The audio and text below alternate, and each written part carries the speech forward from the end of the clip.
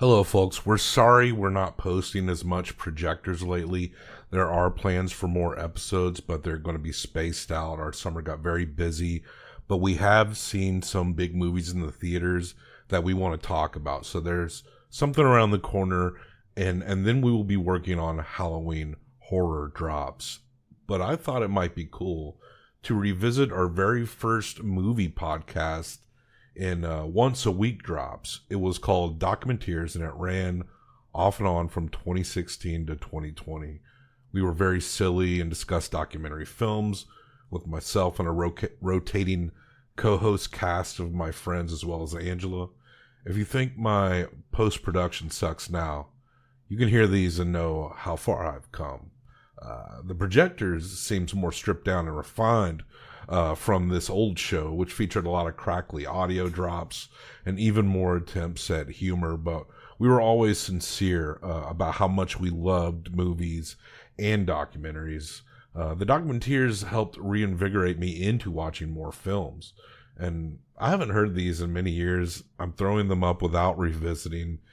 It might be interesting to check it out like a time capsule, but I'd probably cringe at myself from back then. But to be fair, I'd cringe at myself after hearing myself from like 2 months ago. I think I'll do a different intro for these throwback drops about every 10 episodes or so. And there is a lot of episodes, well over 100 weeks. Our first 10 episodes feature our first two 30 for 30 documentary discussions, that ESPN series, and one of my all-time favorite short documentaries. And there's some true crime stuff, which is fodder for documentary, but and it's still an occasional guilty pleasure. It's funny because I did intros for each episode of Documenteers back then, and I'm doing intros for them now, for two intros for each Documenteers re-release, and that is definitely in the spirit of Documenteers. So please enjoy our corny catchphrases. Hello, Documentarians.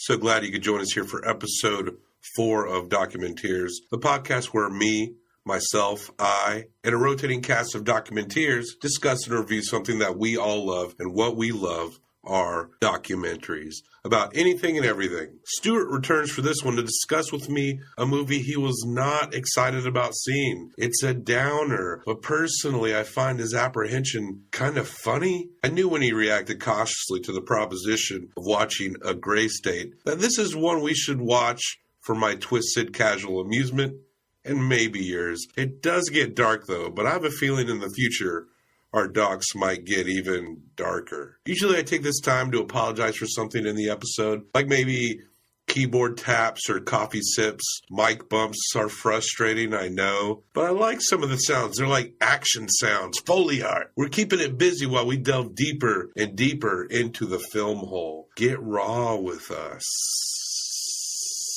If you want to contact us, you can always email us at documenteerspodcast@gmail.com or harass us on Twitter or Instagram at Documenteers Podcast. Maybe I'll actually post something on social media by the time I put this episode up. So get in on this before it blows up, and you can brag to all your film buff friends that you've been listening since the beginning. You can find us on iTunes, Stitcher, SoundCloud, and most podcast apps. A free and easy way to support the show is numero uno, subscribe. We need and love subscribers. Numero dos, rate us on your app's archaic 5-star rating. Think of it like a charitable act. Not 1 star, not 2, not 3, not even a respectable 4, but 5 stars is an easy way to contribute to the show, finding the listeners it needs. Numero tres, write us a review alongside that 5-star rating. Keep it simple. Say anything. A sentence of positivity. Or maybe some Werner Herzog erotic fan fiction. You know some exists, and you know I'm definitely going to Google that later. Do these generous things and know that in my heart, you are a true documenteer. Stay warm and stay sweet. Now, here is a motion picture film. 1,000 feet. 16,000 separate photographs. Let's tidy up this tangle of film by putting it on a reel.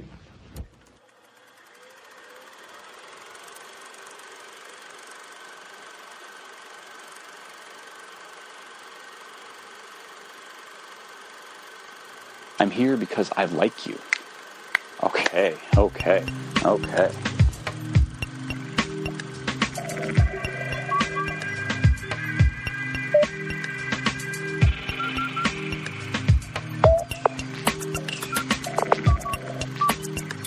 have a great voice.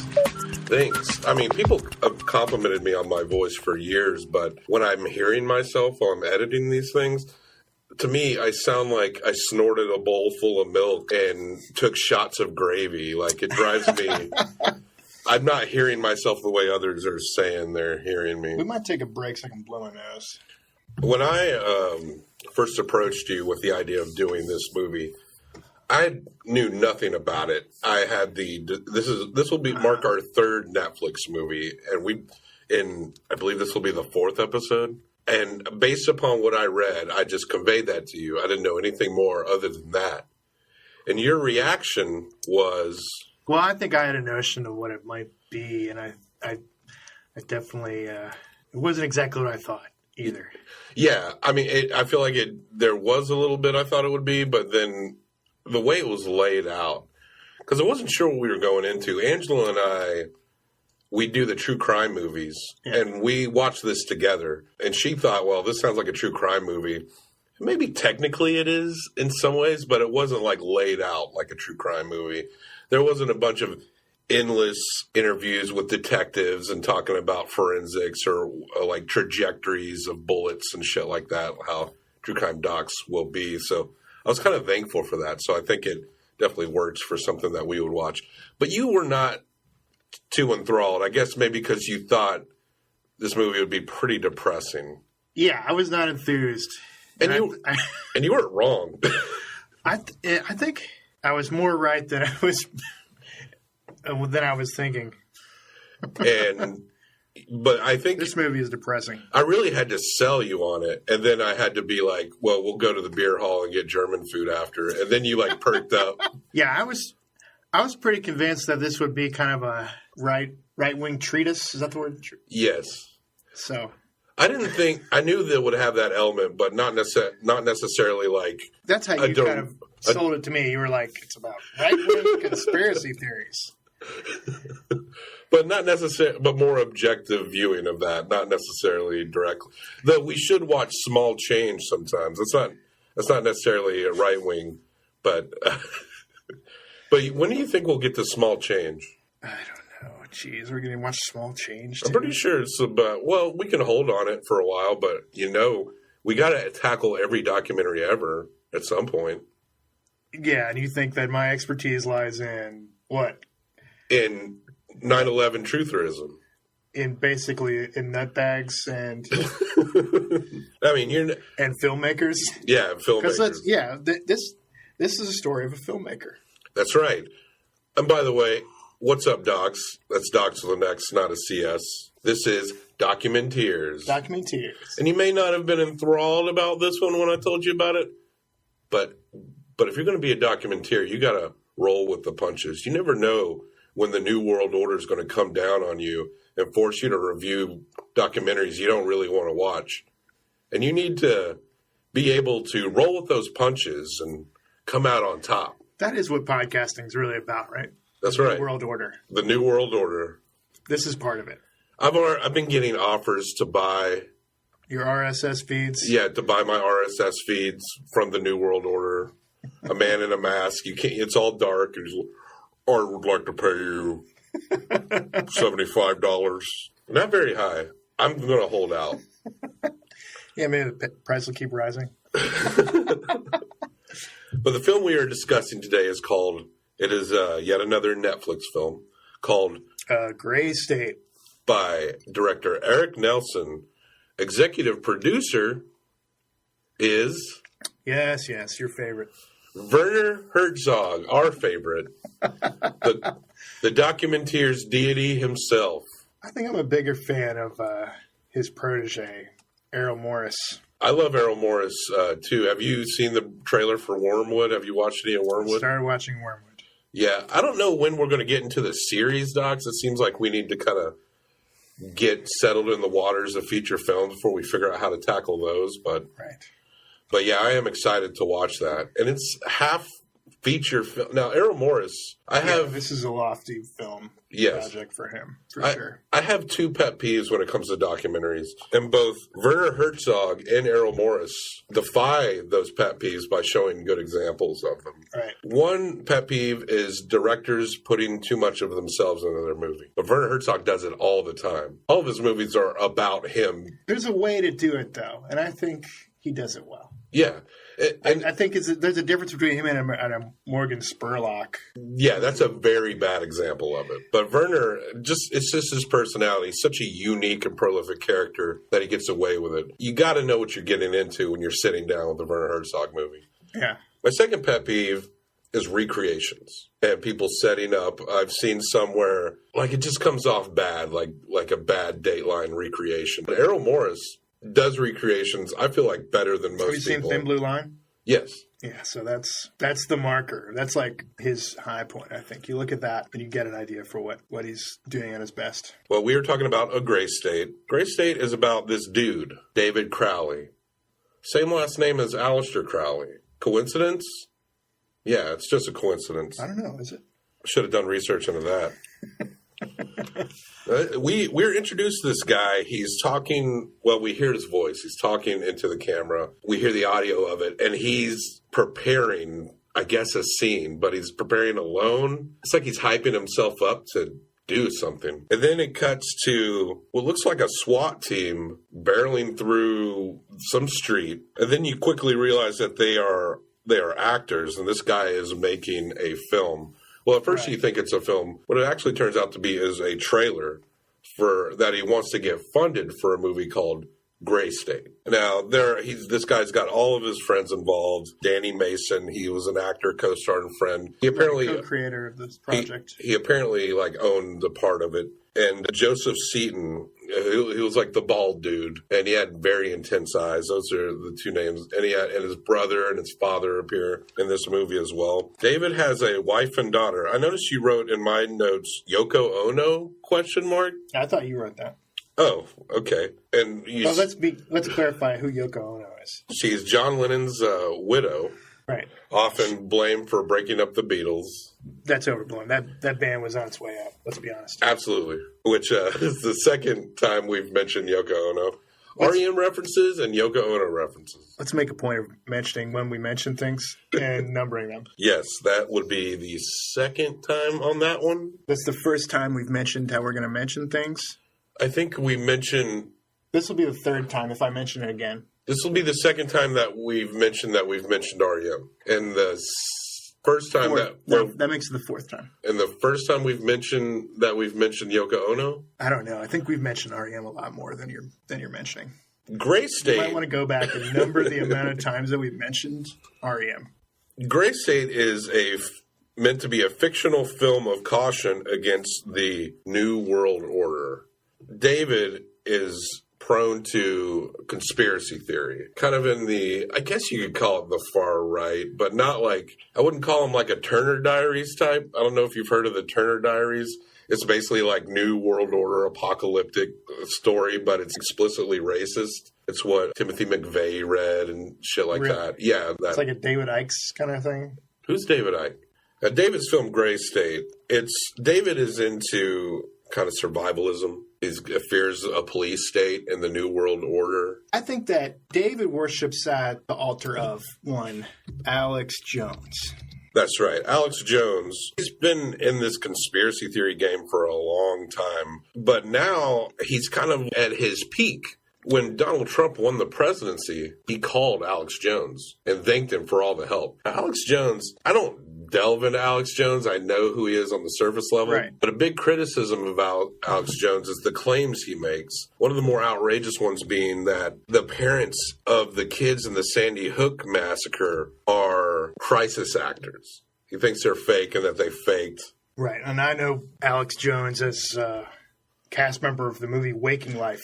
That's right. From 2001. Ranting and raving like a lunatic into a microphone. And he still continues to do so. Now, Alex Jones is supposed to be in lockstep with this anti-police state, which he used to talk about a lot. But considering now he's in full-fledged support of an administration that's in power that once talked about marching soldiers into Chicago, a president who describes himself as a law and order president. So Alex Jones is now kind of up the administration's ass.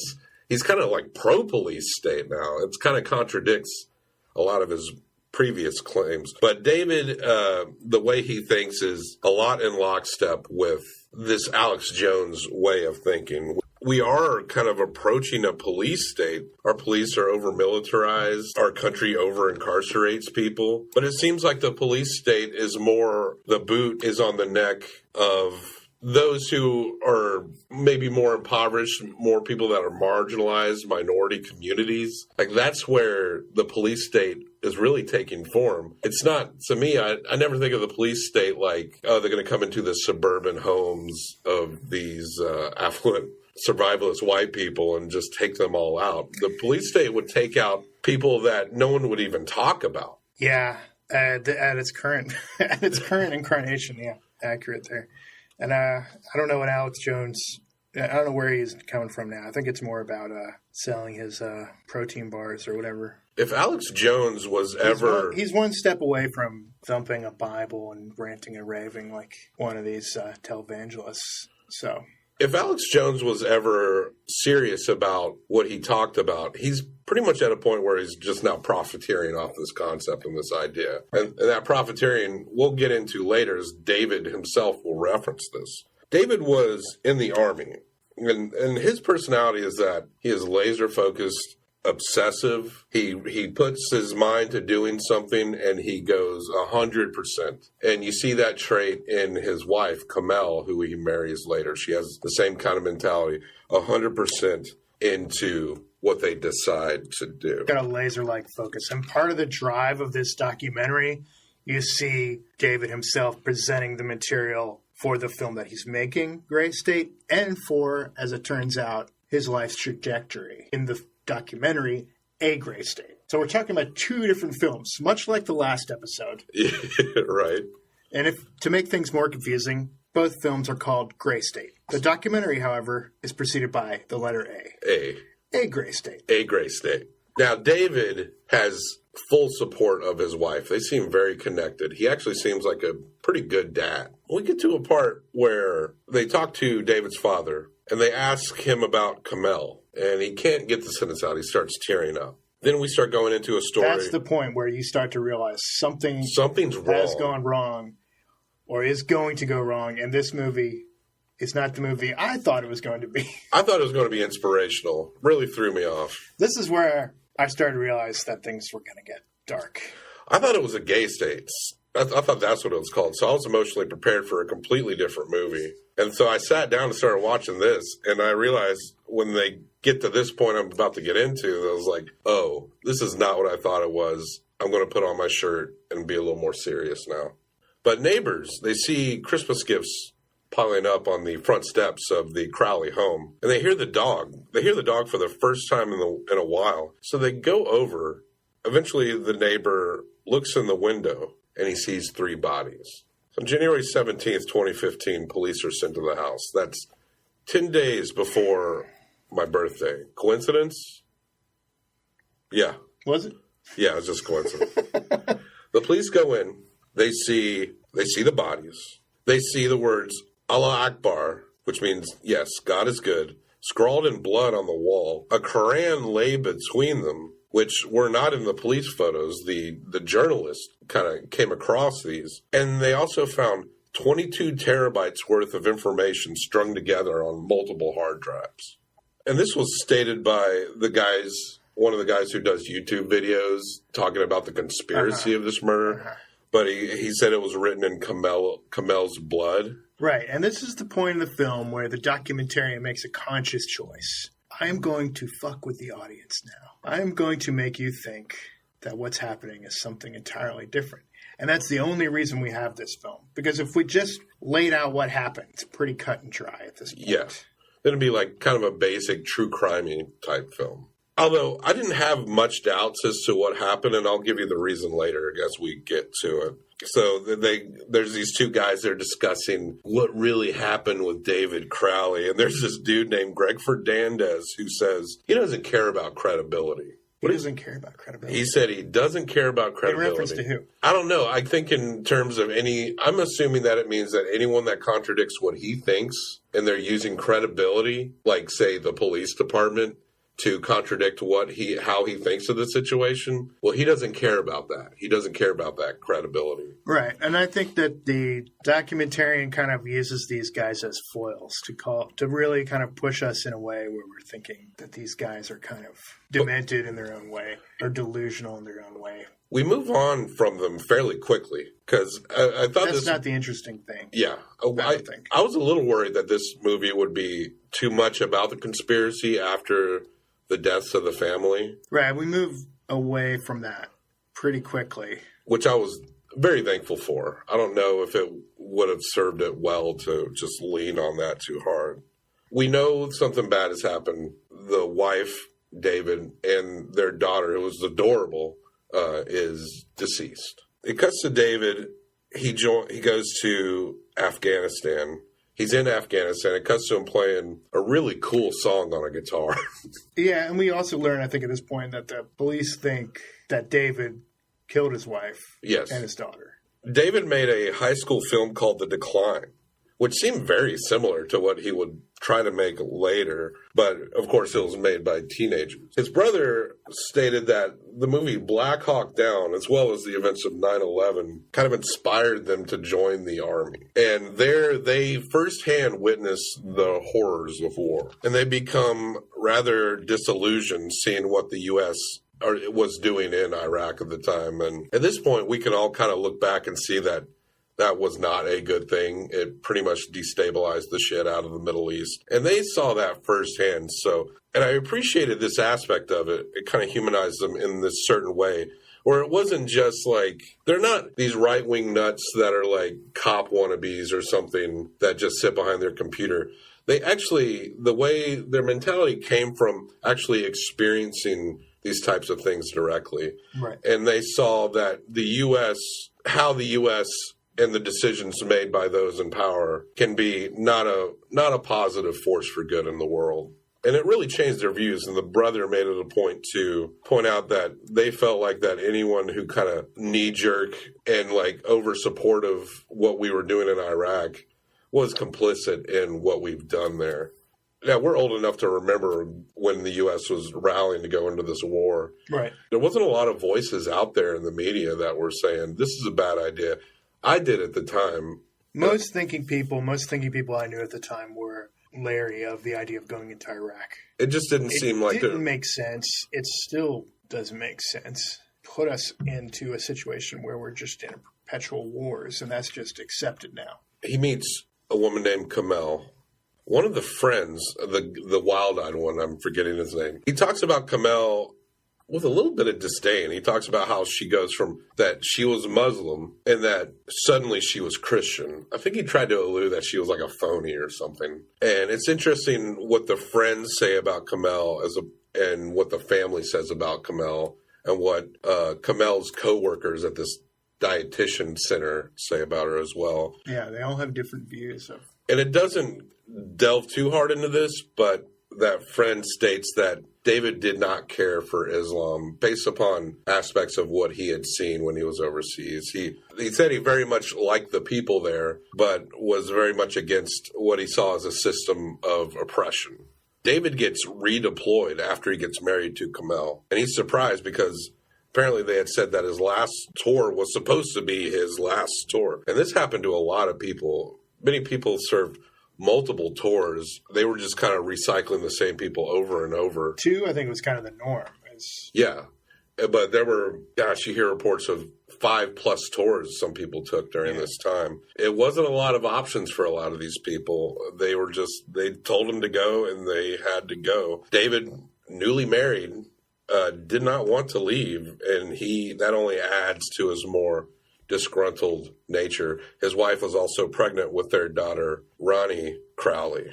He does eventually come home from this tour of duty and enrolls in film school in Minnesota in 2009. The filmmaker is also playing clips for people that he's interviewing and sometimes audio. Right, because our hero, David Crowley, much like Jim Carrey in our last episode, asked to be filmed constantly, right? So you see him making the film, and he's in character. That scene where David calls himself Andy, it was pretty intense. Yeah, David is playing David Crowley. That's what I think. You know, he's got his own kind of mask that he's showing as the guy in control, as the one, you know, that knows what's happening, that knows how to make things happen. All his friends talk about him like, this is a guy who, you know, we all looked up to, and he always knew the right situation, like right way to handle things. And you got the vibe that maybe all the friends didn't see everything the way he did, but they all respected his drive and his willingness to accomplish things. His friend watches the execution scene that David had made for the Gray State trailer. He openly acknowledges that it's weird and creepy because they were really into he was so into the execution scene. Yeah, remember that? And the explicit nature of the violence. Once telling a police officer who was monitoring the shoot, you got to stop me if you feel like I'm going too far, because I'm going to go as far as I need to and maybe more. So you just let me know, okay? Yeah, David is a bit of a ghoul at this point. After his maybe second tour of duty, we began to think that, well, obviously things didn't go very well. I kept waiting for something to kind of rescue my inner narrative of where I thought this film was going. I'm an optimistic person. I tend to look for that silver lining, but everything is gray. Everything is a gray state, you might say. Everything is in a state, the state of Minnesota.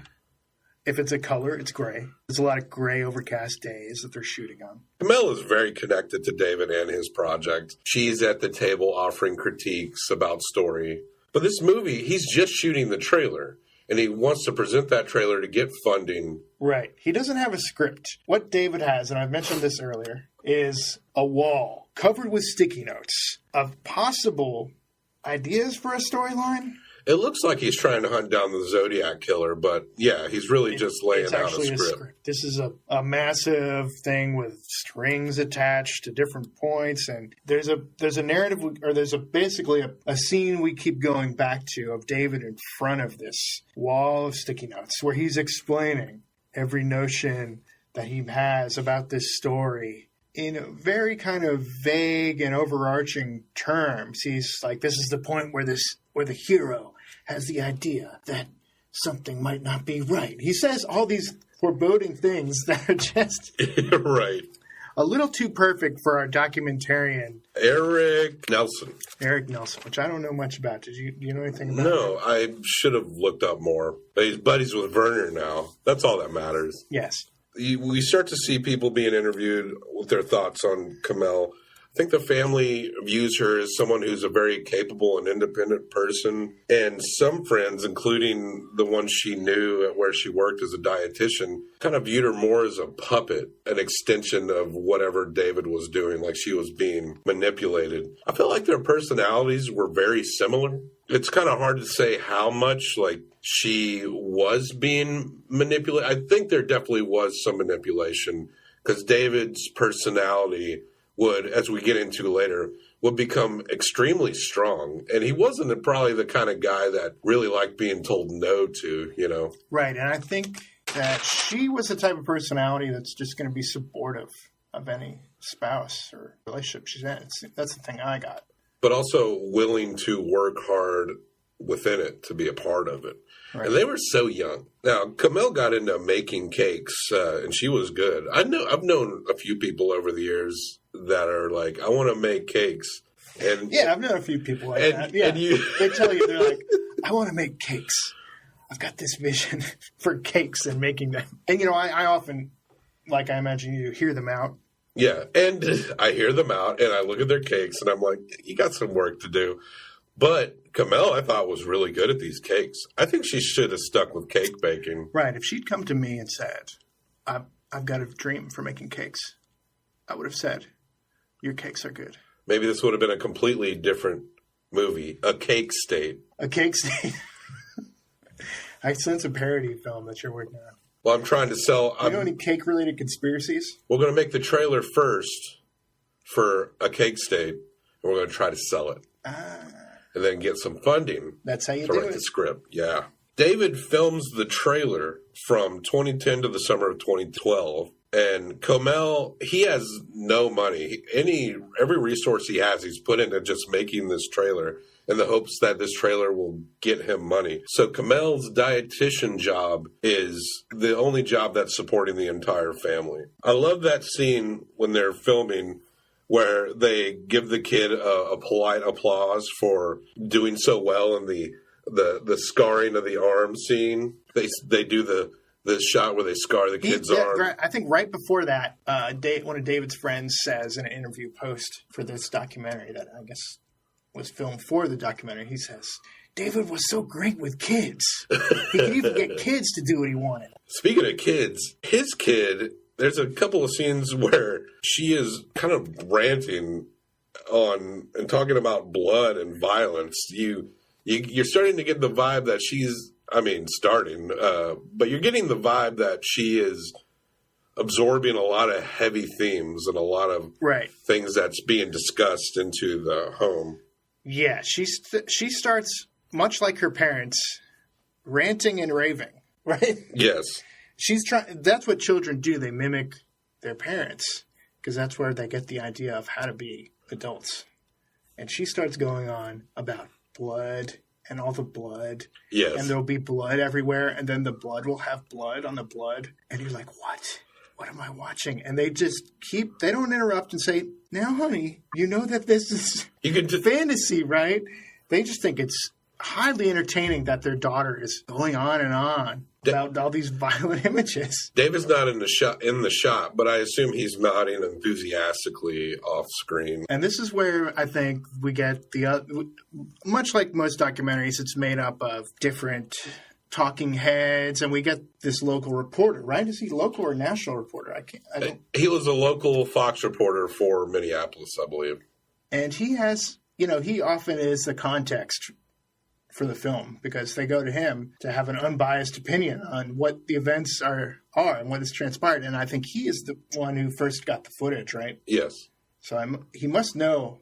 And he actually had some very sobering things to say regarding it. It was weird. He was probably more of a voice of reason within this documentary. You wanted more voices of reason in this doc, and he was one of the very few. Yeah, I think his take is, here she is saying these things because look at her parents. Yes. And look what she's been surrounded by. They finished the trailer, and they screen it at what appears to be a local bar in October of 2012. They managed to raise, through Indiegogo, $61,533, which is more than enough to cover the cost of writing the script. The Gray State trailer becomes a big hit, especially of conspiracy theorists who fear the New World Order. And so that is exactly the audience he was going for. And they eat it up like candy, basically. There's a scene where David is watching Alex Jones on his laptop, and he's getting pumped up. I get the feeling that David wasn't the kind of guy that just sat quietly and just had a thought and did not convey it. I think he was a guy that was very outward with everything that hit his head. We get a lot of footage of David in his office, or his bunker.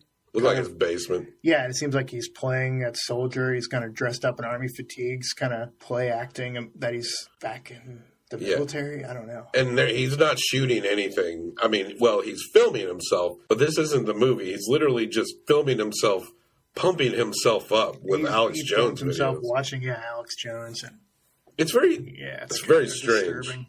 And they actually do a little work with Alex Jones, and you briefly see Alex Jones is in the film, and you hear him say, "You have permission to use my likeness." Alex Jones likes this trailer, like all of his, like his audience does. Yeah, and they go to what I think is a Ron Paul festival. I think it was called Paul Fest, and it had like a guitar on the logo. Yeah, is this any relation to Logan Paul? Logan Paul? I'm not sure if Logan Paul was there, but that's Ron Paul's children, right? Rand Paul, Logan Paul, and Aaron Paul, right? That's what the other guys. I think so. Yeah, I think they're all connected. And I don't know if you remember this. It was a very brief shot. There was a dude He had like a rebel flag, looked like he had his back pocket, like a small one. And he was dancing like he was at a Rusted Root concert at this Paul Fest. It was strange. Yeah, libertarians. Send me on my way. And libertarians love Rusted Root. David is starting to look very burnt out because this trailer's come out. It's a hit amongst the audience he's going for. And he's constantly out traveling and going on radio shows, going to Paul Fest, where it rocks all night long. He's Skyping a lot. Skyping will drain you. Skyping is aware. And he's burnt. You can tell he's visibly being burnt out. But his paranoia, if you thought it couldn't get any higher, seems to be going up. Then at this time, they claim that they knew no real marriage problems between him and Camille, but they do acknowledge that when he was gone for a while, it was pretty rough. And Camille, she didn't have a lot of friends. She maybe had one real friend. This was stated by her colleague that she worked with. The friend and colleague stated that she had expressed desire to make more friends, but that David maybe would get in the way of a lot of friendships. You have someone over for tea. This guy wants to force you to watch him clean his guns or something.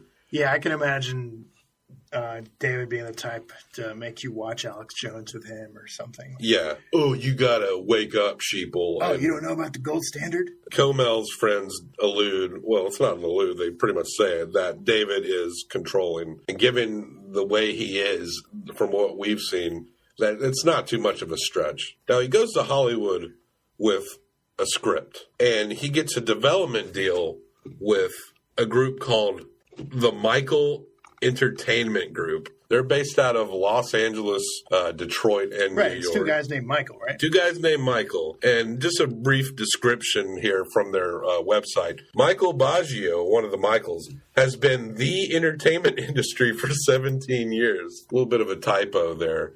They also misspell career like it's spelled carrier. Now, we also have Michael S. O'Donnell, which I think was the SNL writer, right? No? Okay. They sit and they talk to the two Michaels, and the Michaels are very complimentary about David. They talked about how sincere that they thought he was, how he seemed so driven, and how serious he was about wanting to put this film together. Oh, Michael Entertainment Group. You mean the people behind The Fell, the famous UK punk group, right? Oh, no. Is that Michael? You're thinking of The Fall. That's another Michael in that band, right? The producers are asked by the director if they thought that David was lying to them when they were in the meeting. They seemed a little confused by the question. They immediately were like, no, not at all. This guy, if he was acting, he was the best actor I've ever seen. I think that's one of the quotes, right? Yes. This guy was the best actor. Turns out he was also a director. I didn't know that. The director then plays audio. One of those audios of David out loud. I don't know why he's recording all of this, but I guess it's convenient for a documentary that he is. And I don't know what this says about me, but this is the part of the film where I found it difficult to watch. This was kind of a painful scene for me.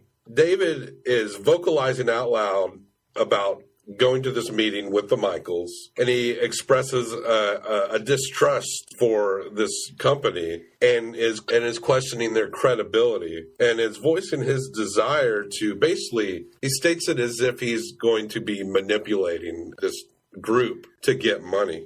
And the producers... psyching himself up. Yes, basically. He is. He's psyching himself up. And the producers go from praising the ground this guy walks on to calling him a psycho and are saying that they're blatantly insulted by this person. Right, and I'd have to agree with them that he's a psycho. Oh. He might not be a psycho, but he is in a state of psychosis. What you get from David Crowley, what I take away is that this man is going through a manic phase. Yes. He may be undiagnosed, but he clearly has a bipolar disorder of some kind. Now, David relishes his manipulations on recording and cites an audience that responds easily to the New World Order conspiracy. He references an audience that you just say New World Order and they'll open their wallets right up, which is kind of interesting. It's like where he becomes more aware at this point. Now, what's the phrase that gets you to open your wallets right up? Do you have $1? Yeah, let's see. I got some money. I'm a generous guy. It'd be like, here's some Spider-Man comic books. Spider-Man? Is that what it does it? You know, Spidey If anyone says Spider-Man to me, I just open my wallet. Unless you follow the word Spider-Man with the phrase homecoming. It was a fun movie. 3.5 Clint Howards. 3.5, huh? Yeah. And now, David, this is kind of the first time he seems separate from being within this way of conspiracy thought and more into looking outside of it, looking in a way that's like he understands how easily these people can be manipulated. He's got an audience that is obsessed with self-reliance and survivability, right, but also ready to blame every problem on someone else. That's kind of the contradiction with these guys. So one part is respectable and the other is childish. Like, I think it's fine if you want to. Right. It's interesting that this movie is called a gray state because the hero, the subject matter, it's all about black and white, like good and evil. But that's not the way of the world. No. Trying to realize that David is a little gray. My wife and I were discussing this. She had mentioned how David is, in the end, a manipulator. What I really think is that in his head, David was seeing that he could fail in making this project. Yeah. And to kind of like talk shit about his audience, his core audience, and the people that he's trying to pitch this to is a way to steal himself from this failure. Right. Because in his head, he also has the fan of this type of material. He's his own worst critic, I think. You don't necessarily get that idea except with context, but he's not going to meet his expectations of what this film can be ever because it's been built up into this huge campaign, and it's more of the crusade now of a gray state. And it's not the film Gray State is never going to live up to what his ideals are. Or the expectations of his audience, at least how he sees it. David discusses how he goes to a dark place with some friends and says to the friends, if you ever see me going into this dark place, say something. Kamel, according to her colleagues, says Kamel suddenly wants to split her business. She wants to break away from this shared business she's got with her friend and go out on her own. Right, and start seeing her clients and not meeting with any of the rest of the team. She would go into the buildings and they'd barely see her. She'd just go through the back door and come out. And for a family who feared a technocracy or a conspiracy, they sure had a lot of tech. David's engaging in his Facebook group and blocking people that are saying anything negative about the project. Now, this is 101 when you're a creative person. Yeah. Is you don't feed into this crap. You're going to have detractors. Yeah, it's just going to happen. Especially when your profile gets larger and larger and more focuses on what you're doing. In a lot of ways, it's like a sign of success when you get a lot of people out there putting you down. The quality of whatever it is always up to the individual, but it's just going to happen. And it just seems particularly naive and immature to directly go after people individually and react to every negative thing that's said online. And he's also... Now, David, he had firsthand experiences of the things that he's concerned about when he went overseas. And that's the difference between a lot of his fan base at this point. Most of his fan base do not have the experiences that he had. They're just kind of guys behind a keyboard who are amazing in their own heads, but maybe it didn't work out in the military, or they tried to join the police department and failed. I've met people like this before. Right. And they're not, and guys like David within this kind of thing, they're not as that common. Most people are just dudes behind a keyboard who rant and rave and are just paranoid in their own bubble. They're not like David, who actually had experiences that put him in this direction. So there's a rift right there. At their child's birthday party, people are starting to notice a disconnect between David and Kamel. They're sensing real tension in the air. Nothing's really being discussed out loud, but David is still recording a lot of shit, a lot of ranting and raving, recordings of who knows even at this point what the fuck he's talking about. He talks to friends about a spiritual conversion to transcendental consciousness and discusses being prepared for spiritual warfare. So not only are they worried about... Right, they're not only worried about the gray state or whatever Alex Jones is talking about, they're now fully into Art Bell interview subject territory. Yes, where spirits can attack their soul from the inside. And there's a point where I guess they're filming Camille and she's possessed by some spirit as well. She's having this belief, and they're becoming fully isolated at this point. Right. They're not seeing anybody but each other. They're trying to avoid people as much as possible. She's vocalizing these thoughts that some spirit form is attacking them or stalking them. And boy, that's not good. Yeah, at this point, the film gets very dark. And we don't have much light to look at because it's getting depressing. bleak. David shuts down, disappears from social media. He asks his co-creator and friend Danny to give over his film rights. And Danny's like, no. And then so there's recordings of David diary entries of David talking about how he may need to now take we keep Danny going out. to the father now, and he's kind of reading from David's diary entries. The filmmaker's like, hey, why don't you read from your dead son's diary entries? I know, and he doesn't. And I think that this father's still in a state of shock. Yes. I'm still in a state of shock. This Yeah. movie. Kamel's sister drives from Texas. Her sister hasn't seen her in a long time. Drives to the house. David answers the door. He won't let her in. I don't believe she sees her sister again after that. I think the dad reads a diary entry that says, Kamel got raptured today. She's still here.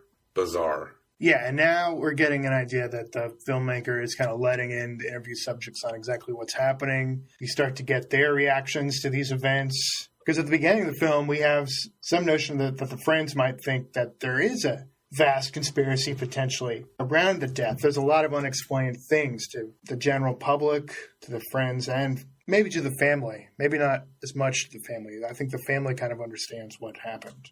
David's father is played some strange audio where Kamel, it's hard to hear her at first, but she's discussing a vision. She says that there's nothing there, but she feels a spirit. It was kind of hard to make out what they were saying. Right.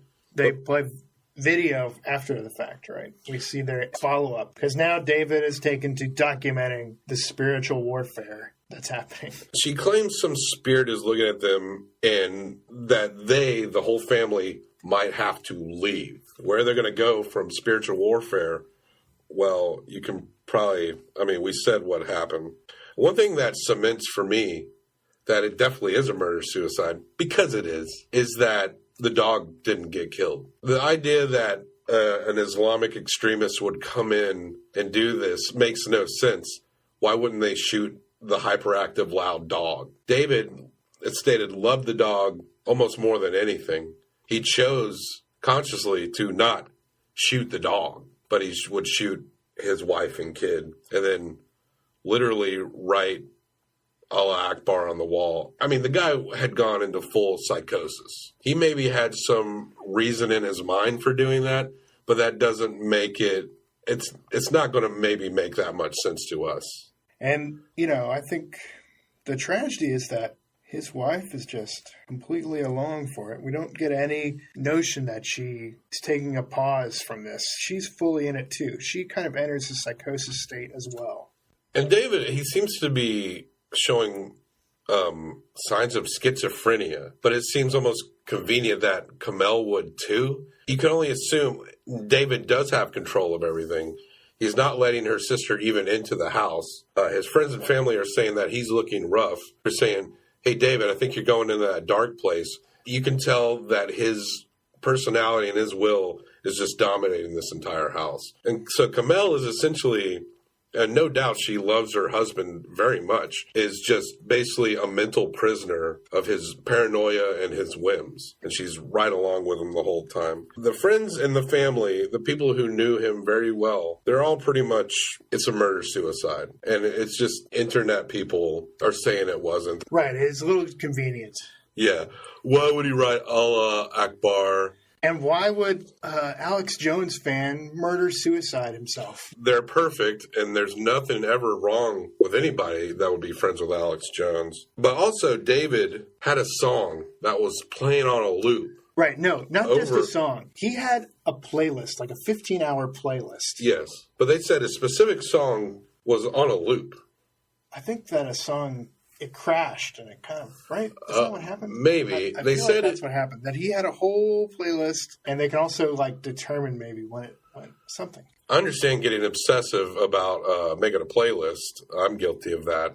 But this is maybe taking it a little too far. You're going to make a playlist for your murder-suicide. But one song that was featured prominently towards the end of this film was a song called Fall Behind by Moses Mayfield, which was the song that was looping when the police came in. Say what you want about David, whether you believe he did this or didn't. You can respect how driven he was. He seemed like a guy that could get things done, but also suffered greatly when there was some doubts to that. But he also had terrible taste in music. I think this kind of music, it's got to be like my least favorite kind of music ever. What would you call this? I've heard it called like butt rock or something. Butt rock? That's what you call any rock you don't like, right? It's called butt rock. I guess so. More like bro rock. Bro rock. This is bro rock. Like Creed or Three Doors Down. I'm trying to not say Nickelback because that's cliche, but... You know, a little bit of a John Mayer kind of a thing. John Mayer. I don't know anything about music. Sorry. Can't help you. Yes, you do. You know a lot about music. Hey, let's do a little game. I'm going to be the producers of this documentary, and you play Moses Mayfield. Ring, ring, ring, ring, ring. Hello? Yes, is this Moses Mayfield? Speaking. Yeah, Moses. Oh, it's great to hear from you. How are you doing today? I'm having a great day. That's wonderful. Well, we wanted to talk to you because we're really into this song, Fall Behind. We want to use it for our documentary called... Say no more, say no more. I don't want to hear anything about the subject matter or anything of the documentary. Oh, okay. Just put my song in your movie. Thank you, sir. I don't think you'll regret it.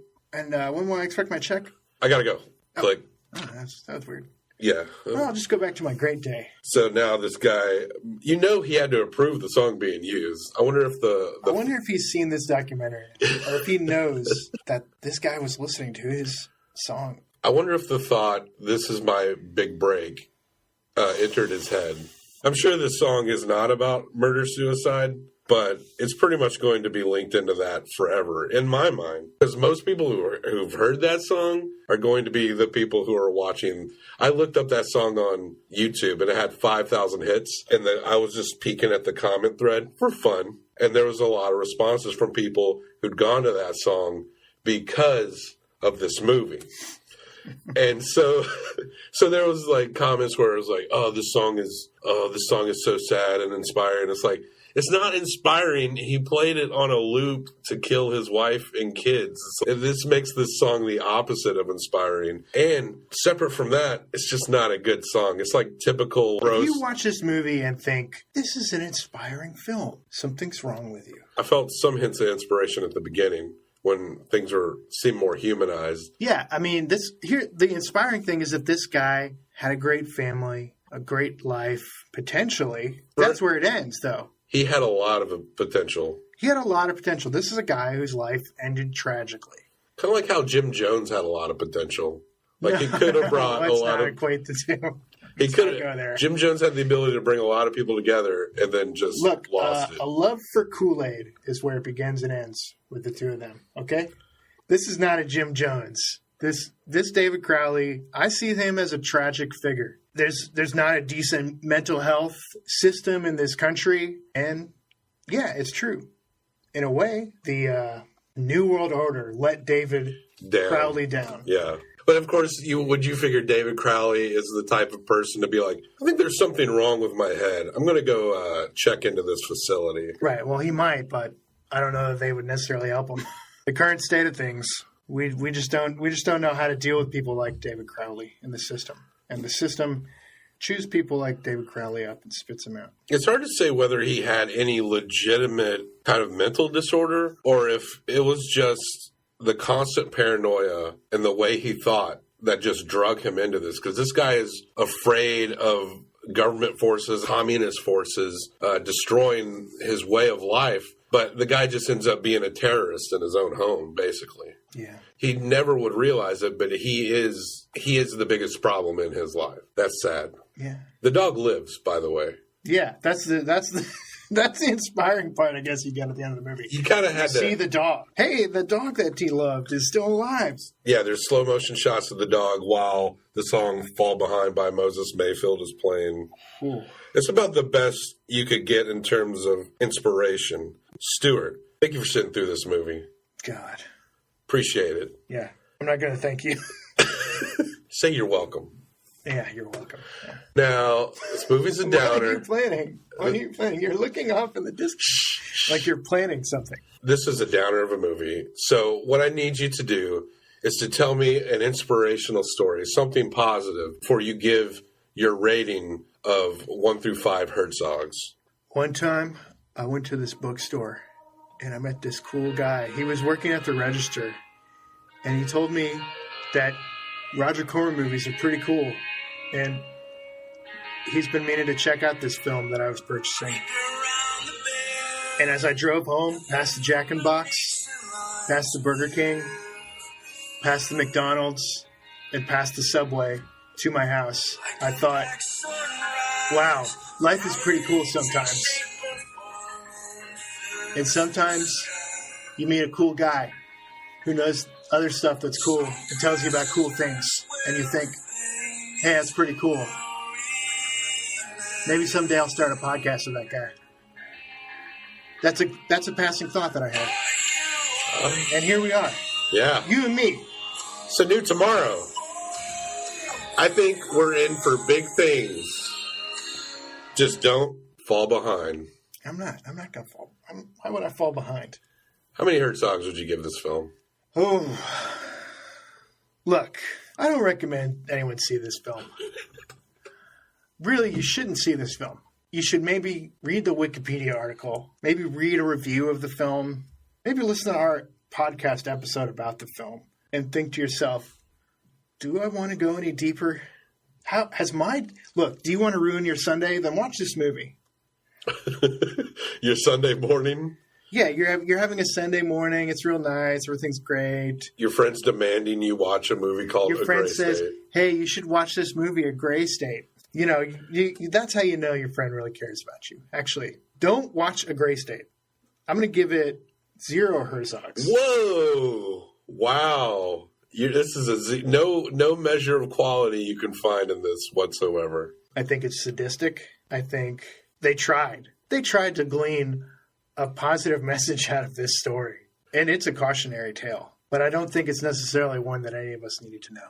You don't think that could help someone who's deep into some conspiratorial way of thinking to be like, wait a minute, this dude right? That's what I think. Life. That's what I think. This is a trap. This is a trap set for right-wing conspiracists trolling through Netflix looking for a film. They see, a movie about right-wing conspiracies, because that's what I thought when I looked at the little Netflix blurb. It was like, oh, cool.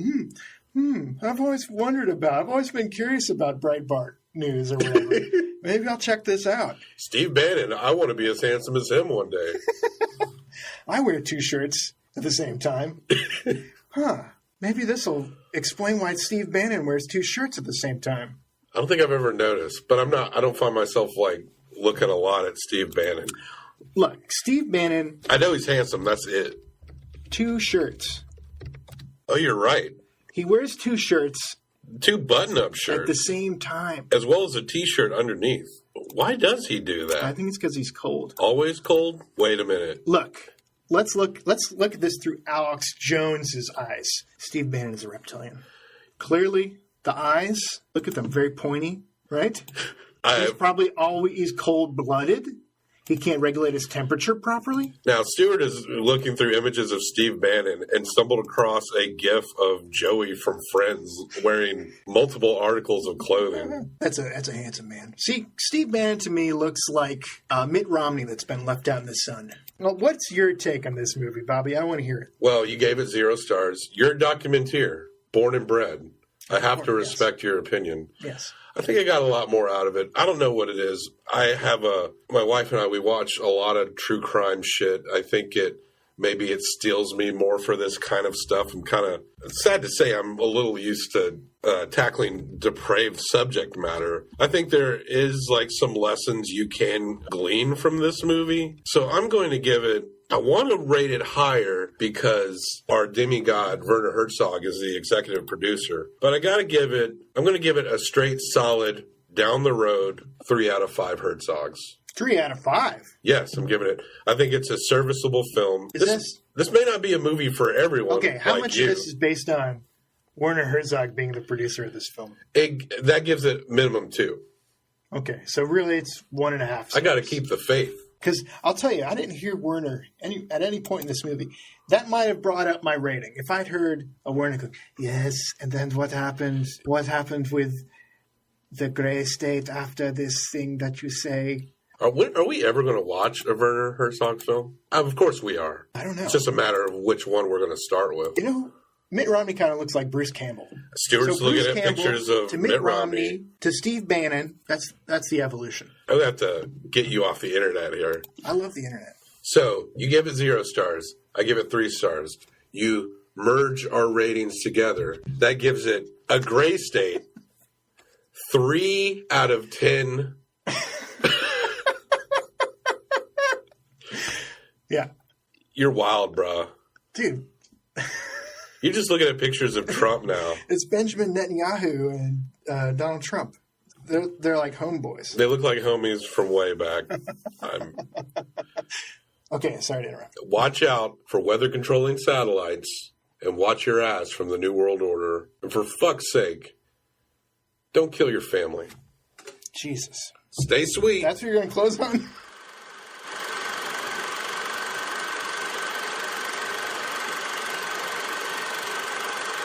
Now, I filmed the trailer from 2010. What the? Bobby, you need to turn off your phone. I know.